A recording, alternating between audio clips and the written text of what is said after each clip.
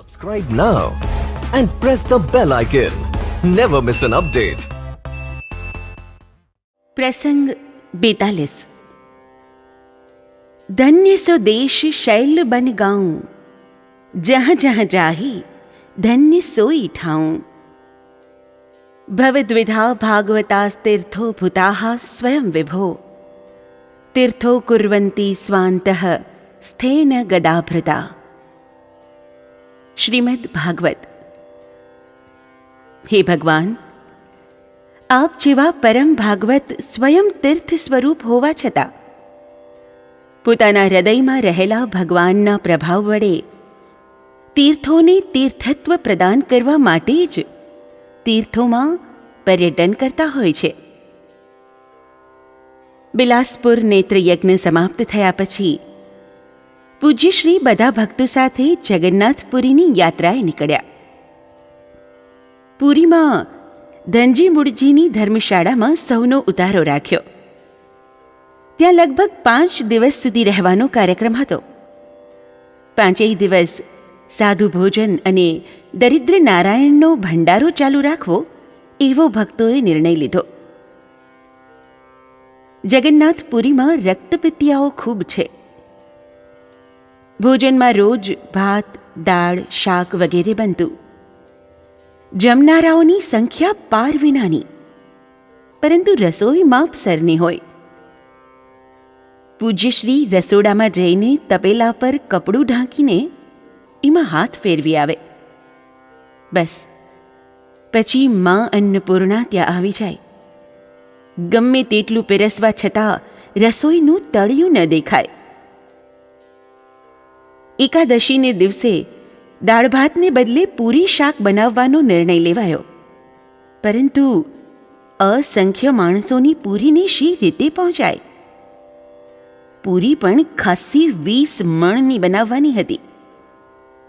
ભક્તોએ આખી રાત પૂરી વણ્યા કરી ને વૈષ્ણવદાસજી મહારાજ, હરિચરણદાસજી મહારાજ, ભવાની શંકરભાઈ વગેરે કડાઈ પર બેઠા રહ્યા। સૌની સાથે એ રાત્રે પૂજ્યશ્રી પણ જાગતા રહ્યા। દળેલા લોટની ગોણીઓ ખડકાઈ હતી અને એના પર પૂજ્યશ્રી બેઠા હતા। કોઈક એ દિશામાં જુએ એટલે કહે, અબ તો 4 ही बोरा की पूड़ी बेलना है, बस अब 3, अब 2 और यह तो आखिरी है। શ્રી રામ જય જય રામની ધૂન મચાવતા ભક્તોએ સવાર પાડી દીધી। પૂરી તો બની, પરંતુ એ રાખવી શેમાં? પૂજ્યશ્રીએ એનો પણ રસ્તો કાઢ્યો। જમીન ધોઈ એના પર પતરાળા પાથરી પૂરીના ઢગલા કરાવ્યા। ફર તો કપડાનો પડદો લગાડી દીધો। ત્યાં નવી મુસીબત આવી। એકાએક ઇન્દ્રાધાર વરસાદ શરૂ થયો, પરંતુ જેવો વરસાદ શરૂ થયો કે તરત પૂજ્યશ્રીએ પોતાના પહેરવાના અંચલા મંગાવ્યા। બધી પૂરીઓ પર એ ઢાંકી દીધા। 1 કલાકને અંતે જ્યારે વરસાદ બંધ થયો ત્યારે અંચલા ઉપાડી લેવામાં આવ્યા। આશ્ચર્ય! બધા કપડાં પાણીથી નીતરી રહ્યા હતા, પણ પૂરી કોરી રહી હતી। પૂજ્યશ્રી રસોડામાં ગયા। ભઠ્ઠીઓ ઓલવાઈ ગઈ હતી ને અગ્નિદેવતાના સ્થાન પર જળ દેવતા બિરાજતા હતા। બાલદીઓ ભરી ભરીને ભઠ્ઠીમાંથી પાણી ઉલેચવામાં આવ્યું। પછી એ જ ભઠ્ઠી પર શાક બનાવવામાં આવ્યું। ગમે તેવી વિકટ અને મુશ્કેલ પરિસ્થિતિ હોવા છતાં ધીરજ, હિંમત અને પુરુષાર્થને ખોયા વિના પૂજ્યશ્રી એમાંથી રસ્તો કાઢે। મુશ્કેલીઓ થાકે, પણ એ કદી ન થાકે। પંગત પડી।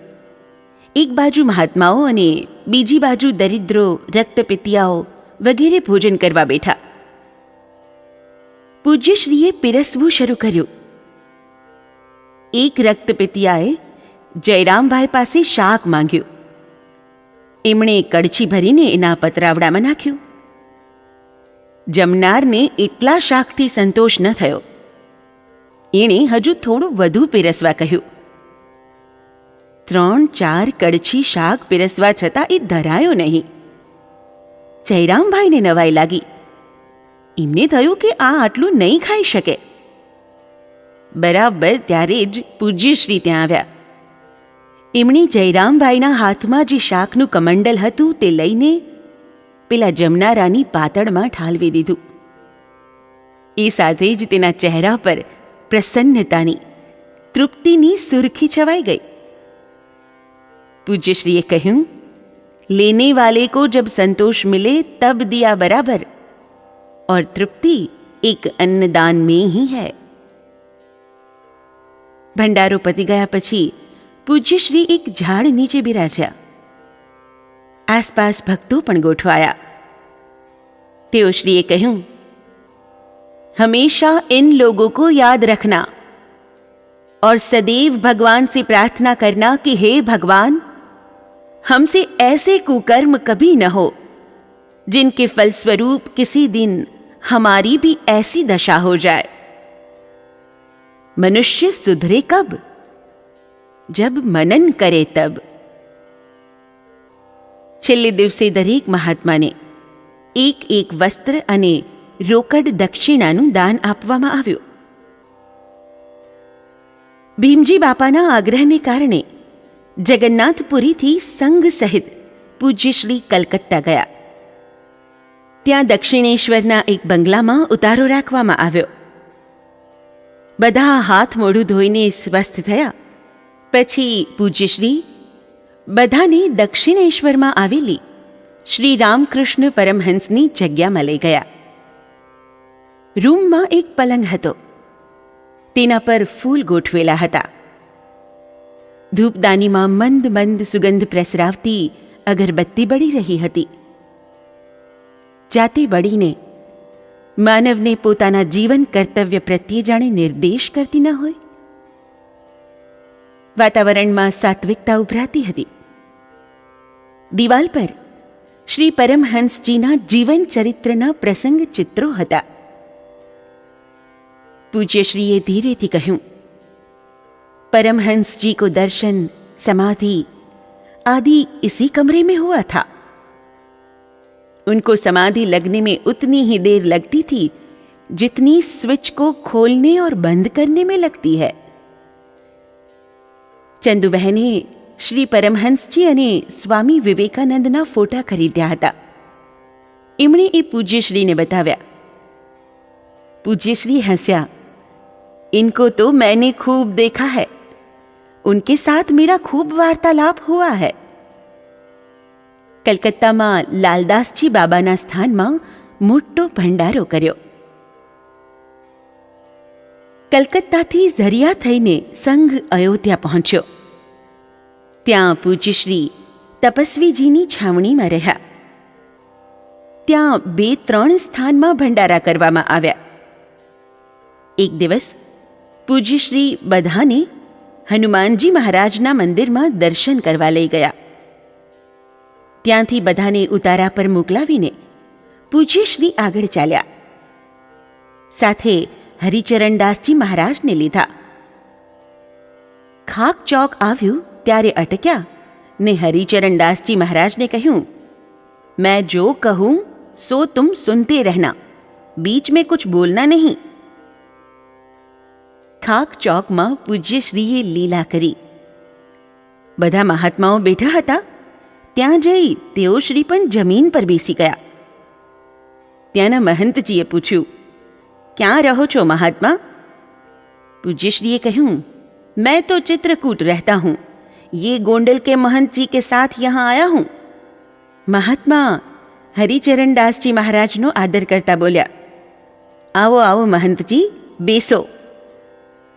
હરિચરણદાસજી તો પૂજ્યશ્રી પાસે બેઠા બેઠા મનોમન હસી રહ્યા હતા. चित्रकूट में क्या रहो छो? जानकी कुंड पर परमहंस जी के स्थान में. पूज्यश्रीए टूंको जवाब आप्यो, अरे राम, हूँ चित्रकूट जई आव्यो छूं. त्यां तो परमहंसजीए एक महात्माने राख्या छे. ए तपस्वीओने लाकड़ा पाणीनी सगवड नथी आपता. मने तो बहु गुस्सो चढ़्यो हतो. જાનકી કુંડની વ્યવસ્થા પર મહાત્મા આવેશપૂર્વક ટીકા કરવા લાગ્યા. એટલામાં ત્યાં એક સાધુ આવ્યા. પૂજ્યશ્રીને જોતા એમણે દંડવત પ્રણામ કર્યા ને પૂછ્યું, મહારાજશ્રી, આપ આ રીતે કેમ બેઠા છો?